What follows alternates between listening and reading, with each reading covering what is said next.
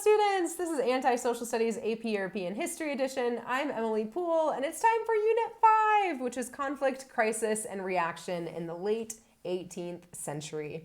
My Unit 4 foreshadowing was what will happen when these enlightened ideals take deeper root in regular society. What will happen when they settle in over the course of a couple of decades, once more people really start to ponder and think about the ideas of consent of the governed, the idea that maybe everyone is born with these natural rights, and maybe the purpose of a government is to protect those natural rights. And what happens when the government doesn't protect those natural rights, and maybe the people don't consent that the leader is the leader of the government anymore? How are those things going to change Europe? Well, shoot, y'all. They play out in a lot of conflicts. And these conflicts exist, of course, within Europe, but they also exist on a global scale. And that leads me to my two guiding questions for this unit. What were some major causes of conflict in Europe during the 1700s? That historical thinking skill is, of course, causation. And then my second question is, how did the French Revolution and its effects change European politics and society? That historical thinking skill is going to be CCOT, continuity and change over time. So I think it's really easy for us to be like, oh wow, the way this plays out in Europe is the French Revolution. And that's totally true. There are continental conflicts that happen as a result of the Enlightenment, but there are also global conflicts. And that's what I want to start talking about when I talk about contextualization. Wars had plagued Europe for centuries at this point, right? Those wars of religion actually weren't all that long ago.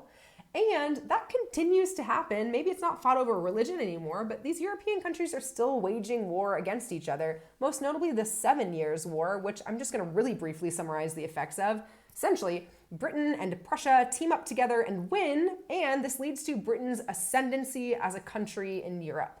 Now, because Britain has colonies in the Americas, these colonies also get involved in the conflict. This plays out in the Americas in what's called the French and Indian War. So these European powers are fighting in Europe, but also their colonies in the Americas get involved and have to engage in this war as well. Because Britain won the 7 Years' War and therefore won the French and Indian War, Britain starts to raise its taxes on its people and also its colonists in order to fund those wars, right? Governments need money to wage war. How do they do that? They raise taxes. And this, of course, angers the American colonists. And we all know what happens in the Americas. The American Revolution happens. And I think it's really important to note that the American colonists would not have been successful without the help of the French. The French intentionally engage themselves in the American Revolution because they see how powerful Britain is getting and they want to prevent Britain from retaining or gaining even more power. So Louis XIV, that king that engages in all of these disastrous wars, participates in the American Revolution and really does help the American colonists win. But that, of course, leads to problems in France. Just like what Britain had to do with the American colonists, France now has to do with its own people. So incredible amounts of taxes are raised to fund this, or really pay for this massive debt that Louis XIV had accrued over time as a result of engaging in these wars. So that's what sets the stage for these global conflicts. There's competition in the Atlantic Ocean with this American Revolution playing out, but there's another global conflict that's happening that's more economic rather than maybe political, and that happens in the Indian Ocean.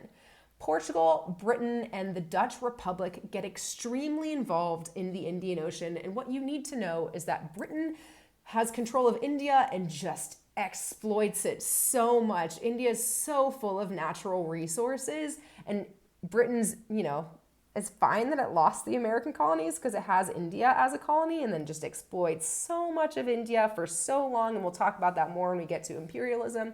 Portugal is controlling a lot of the Indian Ocean trade. That, of course, was a long-lasting effect of that Treaty of Tordesillas in the late 1400s, and the Dutch get control of the East Indies. So there's a lot of economic competition still happening in that Indian Ocean among these three European powerhouses, and it's mainly over control of trade and control of resources.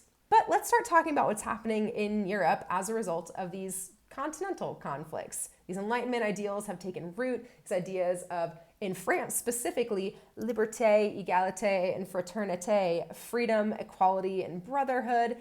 the French people start to amass together and say, you know what, the government isn't protecting these things. They're overtaxing us. We are so underfed. There's a huge famine going on. The government needs to protect our natural rights and also provide for us. We no longer consent to be governed by the French government. And the French people start to desire this representative government that will have, more of a focus on what the third estate, what the lower class, kind of these regular people want, rather than just focusing on what the first and second estate, these kind of upper class clergy want. This leads to a revolution in France. And the revolution was somewhat successful. I mean, at least originally in its initial intentions, they did establish a constitutional monarchy, but that constitutional monarchy goes away when the revolution turns radical. Over time, people start to get maybe a little bit paranoid and start to kill everyone who is against any ideas of this French Revolution. This leads to tens of thousands of people getting guillotined during the Reign of Terror, and really also just in the couple of years after that constitutional monarchy is established. And it's in this kind of chaotic reign that happens in the wake of the French Revolution that Napoleon seizes power. Students, something that you need to know, and that is a common theme throughout all of history, is that in times of chaos, political or economic chaos, people will look to a strong leader to reestablish stability and peace.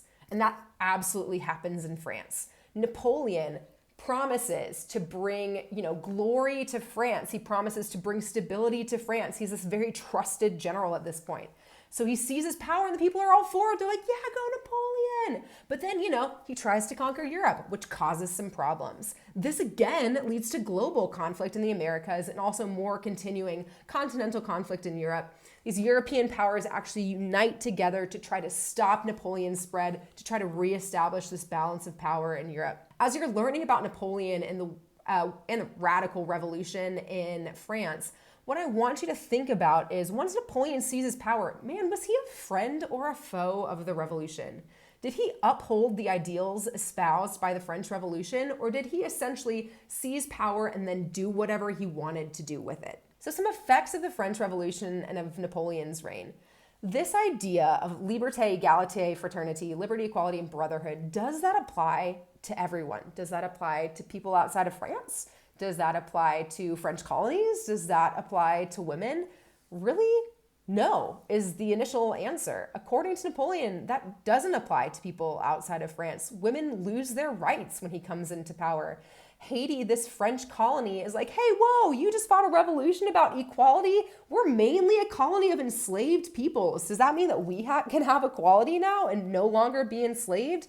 And Napoleon's response to that is a strong no, because he sends the largest army ever created at that point in history to Haiti to stop this rebellion from happening.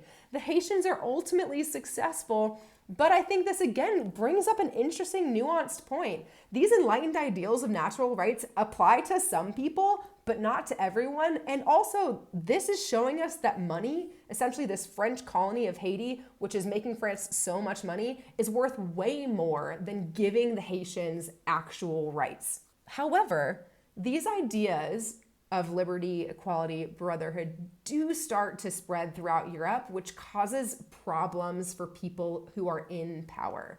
So even though Napoleon's answer to that question would be no, Europeans get on board with these ideas. This leads to Clemens von Metternich hosting the Congress of Vienna. And at this Congress of Vienna, he's trying to strengthen countries around France so that, France could never conquer or try to conquer most of Europe ever again. He's trying to re-establish a balance of power, that one country in Europe can't be too much more powerful than another country in Europe. European monarchs are also threatened by another regicide. This is not long after the English Civil Wars, where Charles was beheaded. And now we have two more French monarchs, both King Louis and Marie Antoinette, get beheaded via guillotine. And that is going to be terrifying to them. And their response is a little bit interesting. They say, maybe let's adopt some of these Enlightenment ideals. Let's give some people maybe a little bit more rights so that they have this semblance of power. We have appeased our lower class peoples because, maybe now they have more freedom of expression than they could before. And that, in theory, might prevent a revolution from happening in our country. And we'll definitely talk about this more when we get into the next unit, Unit 6. But to kind of recap, the major effect of the French Revolution is that there is overwhelmingly a return to these traditional sources of authority and this rise in conservatism amongst these monarchs in Europe as a result of Napoleon trying to conquer most of Europe. Foreshadowing for Unit 6, how are Europeans going to respond to the French Revolution and these Napoleonic Wars? I actually just kind of gave you a little bit of insight into that. And my last foreshadowing question is, Britain is economically dominant at this time. Even though they lost the American Revolution, they are so prosperous over their trade and over their other colonies across the world. Is that going to stay the same? Is engaging in these wars going to actually hurt them in the long term, or maybe new things going to happen that lead to greater prosperity in Britain? I don't know. We'll find out next time. But for now, please support Anti-Social Studies. You can like and subscribe here, join our Patreon community, and of course, follow us both on Instagram and TikTok. And I'll see you next time. Bye, y'all.